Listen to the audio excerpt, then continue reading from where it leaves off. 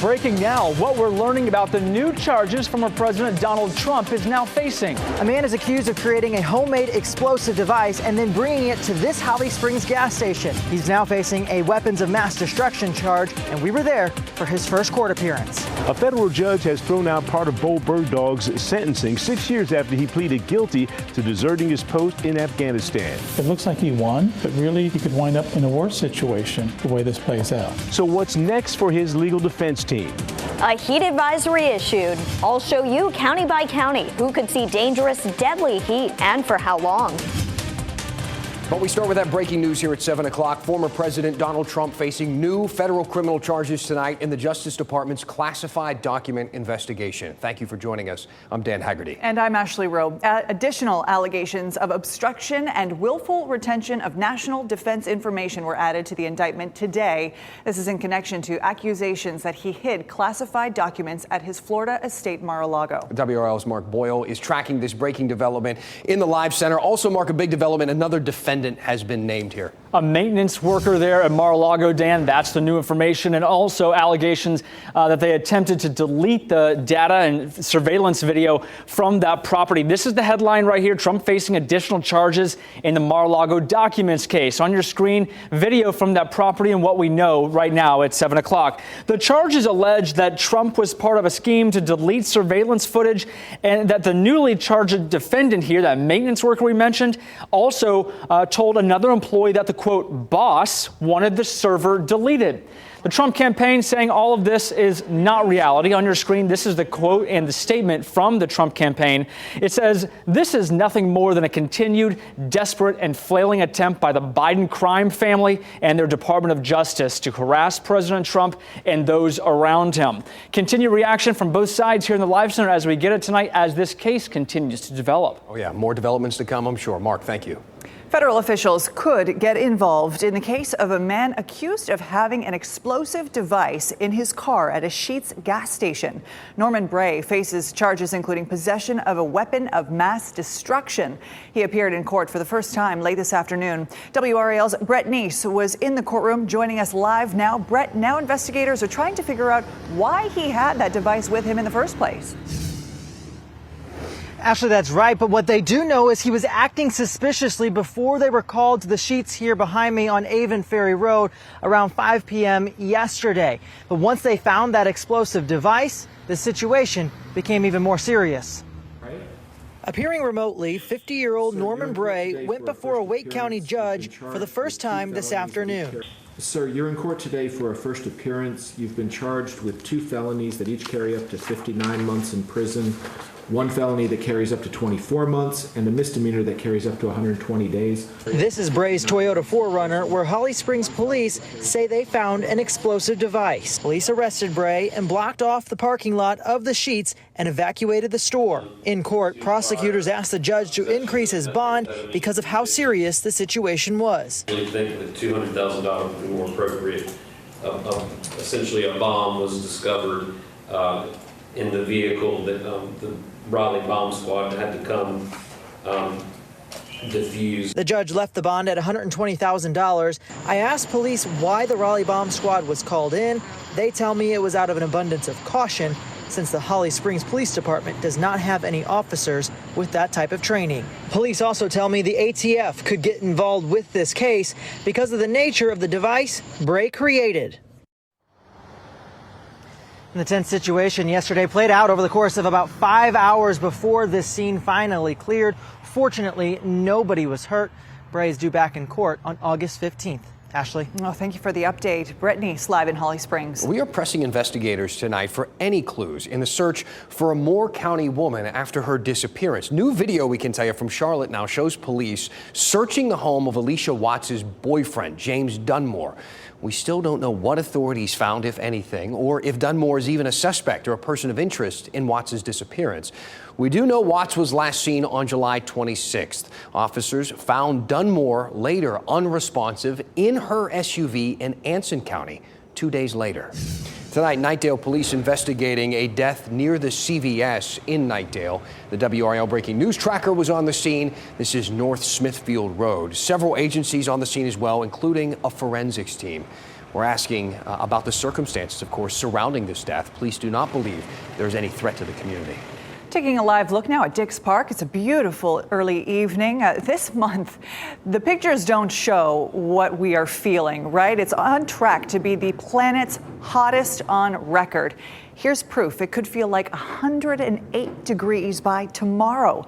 That's why a heat advisory is going into effect. Meteorologist Kat Campbell is in the WRAL Severe Weather Center, tracking who could see the most intense heat. Kat? It's going to be intense everywhere in central North Carolina tomorrow, and that's why a heat advisory was issued. This is from noon to 7 o'clock. Here is why. Temperatures could reach the upper 90s and the heat index up to 108 in the Triangle, Rocky Mount and Fayetteville, 105 in Roxborough. Believe it or not, it could be even hotter on Saturday. We're forecasting 109 for the heat index in both Raleigh, Fayetteville, and even Rocky Mount. It's going to be a hot weekend. We do have rising storm chances, though, and I'll have a closer look at that coming up in just a few minets. Okay, Kat, thank you. The U.S. soldier who pleaded guilty to desertion in Afghanistan was given a dishonorable discharge and now has new legal life. WRAL Fayetteville reporter Gilbert Bays covered the court-martial of Sergeant Bo Bergdahl and has more on why a judge threw out part of that sentence. Well, Sergeant Bo Bergdahl was never stationed here at Fort Liberty, which was Fort Bragg during the time of his court-martial. He was a member of the 25th Infantry Division in Alaska when his unit went to Afghanistan. That's where he deserted his post and was given a dishonorable discharge. But now a federal judge has thrown out that sentence. In 2009, Sergeant Bo Bergdahl deserted his post in Afghanistan and was captured by the Taliban. He was held prisoner for 5 years before a controversial prison exchange set him free. His sentence under a court-martial plea deal included a dishonorable discharge from the Army, but no prison time. President Trump at the time blasted the sentence. A dirty, rotten traitor. But a federal judge says there was a potential for conflict of interest by Colonel Jeffrey Nance, the judge who presided over the case. During the trial, Nance did not disclose that he had applied for a job as an immigrations judge under the Trump administration. So theoretically, someone could look at that and think that the judge might issue a sentence that was beneficial to himself in getting that job. In a 63-page ruling on Tuesday, U.S. District Court Judge Reggie Walton wiped away the sentence, giving Bergdahl's defense team new legal life. Now there is no guilty plea. There is no conviction. There is no dishonorable discharge. But there is risk if the case heads back to court. Because if he goes back to before he entered a plea, everything's still on the table. Including prison time. Including prison time. In a statement, Bergdahl's defense attorney said, "Our legal team is digesting the judge's ruling to determine our path moving forward. Tuesday was a good day for Bo Bergdahl. Tuesday was a good day for the rule of law." So what's next? The prosecution could take Bo Bergdahl back to court, the defense could ask for another sentencing hearing, or both sides could simply just do nothing at all. At Fort Liberty, Gilbert Bays, WRAL News. We are told that prosecutors now have 60 days to respond to the judge's order. The defense says it is waiting on that response before planning their next legal steps. WRAL viewers have stepped up to support a relief fund for victims of the Rocky Mount tornado. In the last 24 hours, the United Way's Twin County Tornado Relief Fund went from $25,000 raised to nearly $50,000. But organizers say they still need more support. The United Way set up the Twin Counties Tornado Relief Fund, but they say they've only raised less than 10% of the money they need to start taking applications. If you'd like to help, find more information on our website, WRAL.com. We've experienced some poor air quality multiple times in the last few months from wildfires. Now some children and researchers are teaming up, developing a homemade filter that can purify the air for much cheaper than the ones you would find at the store. A look at the concept and why federal officials are taking a closer look too. Next.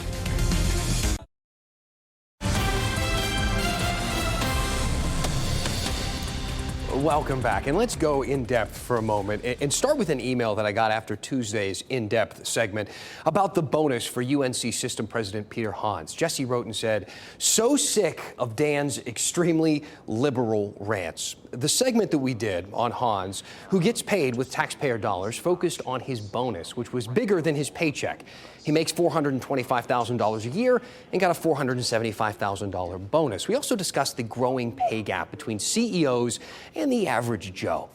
Jesse continued, saying, I think the usual liberal approach, which you aggressively exhibited this evening, for someone doing well, yes, making big money for performing well in a very competitive profession, position, corporate, instructional, or otherwise, is nothing more than class stereotyping, pitting one against another. This is great feedback, Jesse. I do encourage criticism of the media, so thank you. But to be fair, I did spend most of the story explaining why he was given a large bonus. I even interviewed our state government editor, who also explained in detail why he was given such a large bonus. Hans met all the big metrics in his contract, and his contract is actually built to reward that performance, unlike his predecessors who had a much bigger base salary. But that said, the story really wasn't about one man or his salary or his bonus. It was about all of us.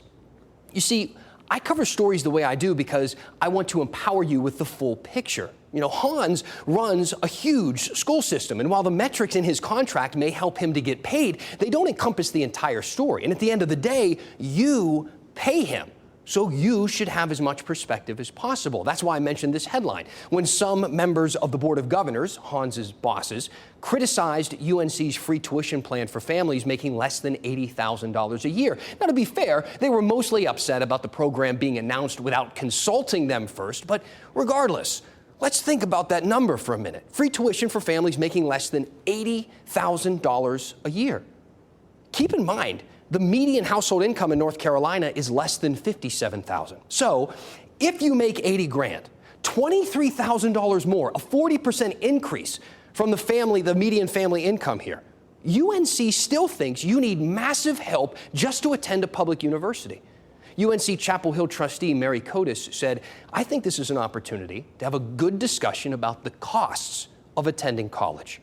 Here are some numbers published this year by the Education Data Initiative, looking at how the cost of college has changed over our lives. For public universities, the cost in 1980 was $738 a year. You adjust that for inflation, $2,444 in today's dollars. In 2020, the average cost for 1 year at a public university was $9,349. That means a 4-year degree quadrupled in price just in my lifetime. And that's just for classes, by the way. There's a lot of more stuff that you have to buy when you go to school. You know that. I mean, let's look at UNC specifically. According to the Department of Education, for the 2020-2021 school year, the average cost before aid was more than $24,000. $9 grand for tuition and nearly $16,000 for everything else, the books and the on-campus room and board and that sort of stuff. The average cost after aid was still more than $13,000 a year. So look, even with financial aid, that's $53 grand to go to UNC and get a diploma. And without aid, it's $99,000 for a 4-year degree. And keep this in mind. Generally, that cutoff for aid is a family making over $110,000 a year. So think about that. Question for you, families at home. Anybody making, collectively your whole family brings in about $110 grand before taxes. If you have a few kids, how easy has it been to save up that $200,000 or $300,000 for their college? And these are in-state numbers. If you're one of our viewers from Virginia, if you live out of state, double it. Jesse ended their email saying this, so why not more aggressively or at least occasionally take the approach that a commitment to hard work and commitment for self and family and others is not always bad? Jesse, when is it bad? I mean, I couldn't agree with that more. I know how many of you at home believe that same thing and live that way, which is why you deserve a news segment that gives you the full picture. Not to sway you, I give you more credit than that, but to empower you, to strengthen your opinions and your resolve.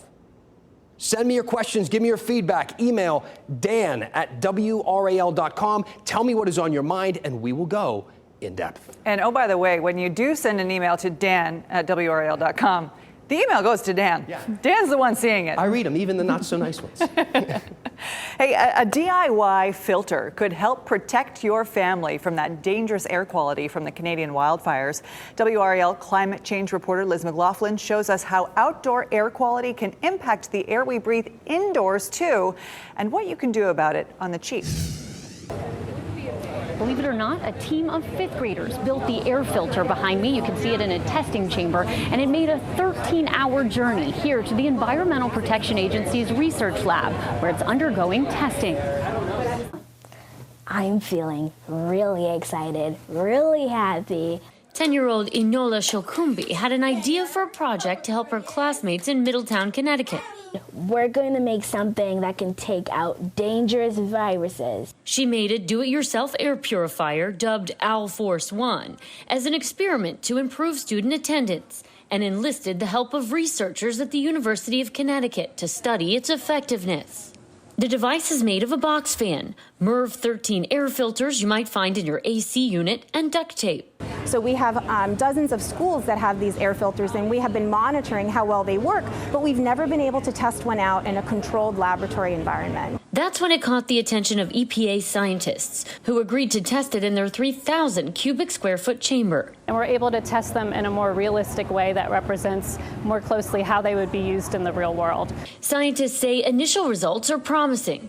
If the device is effective at filtering out particles such as viruses and wildfire smoke, it could be a more accessible option than expensive off-the-shelf purifiers. The DIY device only takes about $60 and 30 minutes to make. I want to be a person that helps the world and changes it for the better. Pushing the research of a simple design with good intentions. And they're testing this homemade filter design against other DIY models and even other air filters on the market. That testing should take a couple of weeks with the results publicly available after that. But you can already look online and find some of these DIY designs. If there's a poor air quality day here locally and you can't find one at the store, or just want to save some money and craft your own. In Research Triangle Park, I'm Liz McLaughlin, WRAL News. How about that 10-year-old kid with the EPA? That's amazing. Hey, the heat is going to be brutal over the next few days. Kat was talking about it a few minutes ago. People can find relief at cooling stations in Wake County. The county's Health and Human Services centers and regional centers are open again tomorrow from 8:30 a.m. until 5:15 p.m. Public libraries will also be open through Sunday during normal business hours. Let's get back to Kat with those hot temperatures. We're going to be needing to find somewhere to stay cool. I think a lot of people are going to be heading to the pool, but look at these numbers. By 8 a.m. tomorrow morning, it is already going to be 80 degrees. It's just going to be a hot day from start to finish. By 8 o'clock tomorrow evening, it's still 88 degrees. We're forecasting 98 for the high. That should happen around 3 o'clock tomorrow afternoon. And by noon, we may already be up to 93 degrees at lunchtime. So it is really going to be a hot day out there tomorrow. Only about a 20% chance that you would see a shower or storm to cool you down. We're up to 99 on Saturday with a 30% storm chance, 96 on Sunday with a chance for a few hit or miss storms as well. These are going to be pretty typical summertime storms over the weekend, but let's take a closer look here on Futurecast. Tomorrow, we don't have any fronts or anything that would really help to trigger those showers or storms to form in the first place. It would just be the hot, humid air that could spark something very isolated on the radar. As we get into Saturday, though, we're going to be watching this front dropping in from the north a bit closer to us. This is not a cold front that's necessarily going to pass through on Saturday, but it may help to develop some showers and storms to our north, and some of those could try to move into our area a little bit later on Saturday evening. So we're going to keep an eye on that potential for you. There is some potential that this front gets a little closer to us on Sunday, and with that being the case, we may need to bump up storm chances. We just don't yet have high-resolution model data available, so once we get that in tomorrow, we'll give you an updated look at your weekend forecast, hopefully to help you plan around any rain. But you know, you may want the rain to help cool you down. What we don't want is the severe weather, and given that it's just going to be so hot and humid, that acts as energy in the atmosphere. So any storms that develop and move in Saturday, mainly in our northern counties, could be severe. It's what we see this time of year. Any of those storms could have some damaging wind gusts. But the WRAL live camera network showing sunshine at this hour. It's hot out there at the DBAP, but a lot of people out there tonight. 92 in Durham, Raleigh, and Fayetteville. 92 across the board there. So let's look ahead to next week. Once we get past the hot, humid conditions of the weekend with a few storms, we have better weather in sight. At least the heat is backing off a bit. Even our low temperatures this weekend only fall to 77 around 6 a.m. Once we get to next week, though, we've got some upper 60s for our morning lows. That's a sign that it's going to be a little bit less humid next week. Still feeling like July and August, but just not as humid and not as hot. So I think when it comes down to it, it's going to make a big difference compared to what we see at the end of this week. And I think we'll be ready for it. No kidding, Kat. Thank you. So if you haven't made your weekend plans yet, stay with us. We're highlighting some of the fun things to do in the Triangle area coming up in Out and About.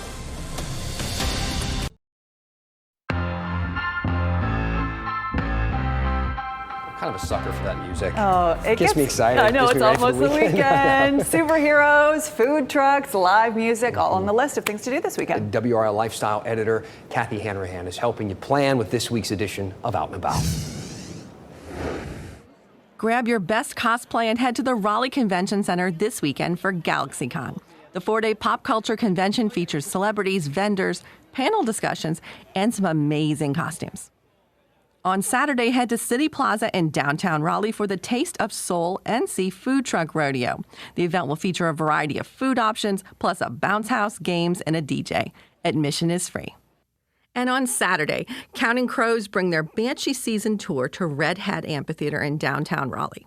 They'll be joined by special guest Dashboard Confessional.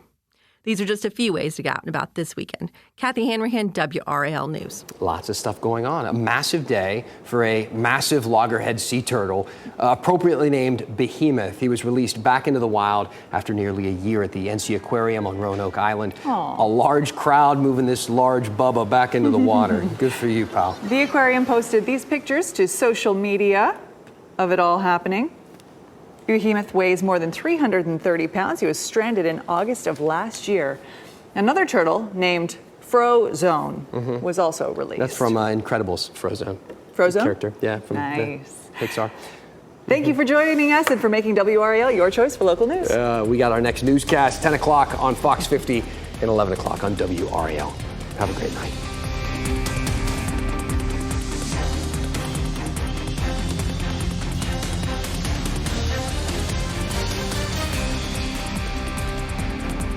Keep watching WRAL News over the air Channel 34 and Spectrum Channel 1257.